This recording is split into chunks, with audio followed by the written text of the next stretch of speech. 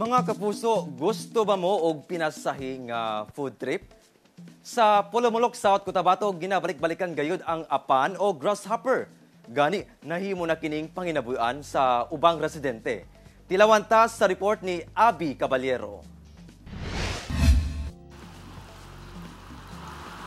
Sagad natong makitaan ang apan kon grasshopper sa mga kasagbutan ug umahan. Apan, dinhi sa Polomolok, South Cotabato, sa mga kalaha ug init nga mantika kini makita. Human kini ginaprito aron himuong pagkaon.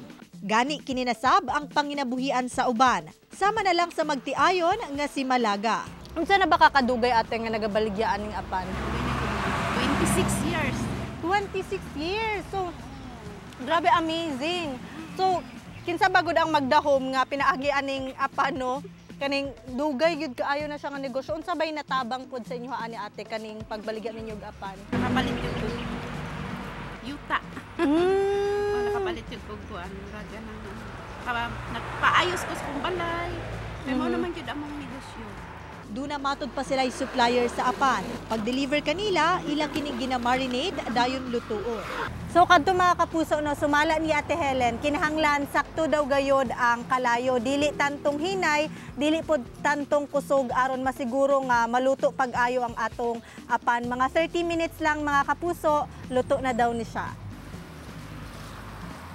Mga kapuso, ready to eat na ang atong apan. So karon ato na kining i-try. Sumala ni Ate, mas lamig daw ni siya kaunon with suka sinamakan. Ayan, so halang-halang gyud ni siya mga kapuso kay gawa sa gibutangan nato ni og suka kaganiha katong atong pagluto. Ang atong suka tan-awa daghan kaayog sili. So andam gyud tas kahalang ani ron Ate. So ato nang tilawan.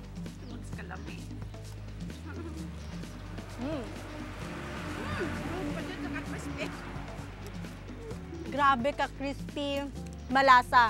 Malasa din siya Ate. Pati ang paa, sarap. Yes.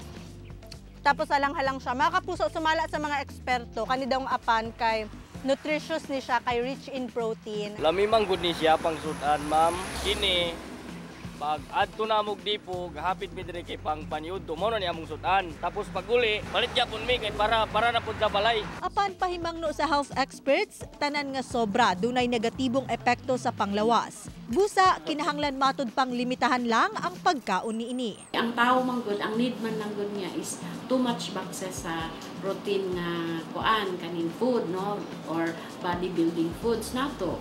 So kung sa mga tao nga gusto gid sila mukaon sa apan, no, pwede siguro nga 10 to 15 lang kabuok or pieces para nga kanang kaya pa sa ilang lawas. Kay kung maobserbahan nato ang mga tao nga gakaon og apan usahay, ma-allergy ba ya, mo pula, mo limit lang kita. Kauban si Gary Balantay sa kamera. Ako si Abby Caballero para sa One Mindanao.